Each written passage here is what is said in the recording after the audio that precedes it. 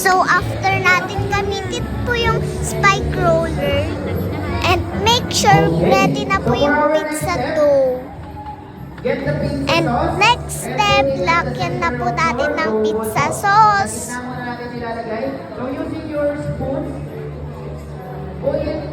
Gamitin po natin yung spoon para po spread yung pizza sauce. Make sure even po yung paglagay natin. Ayan guys, excited na po ako. And someone, what's that?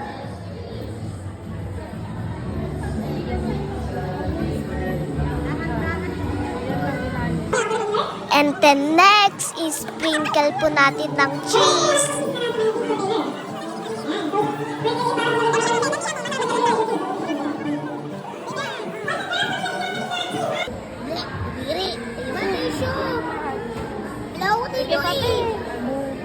Okay, please, someone stand po, hands up.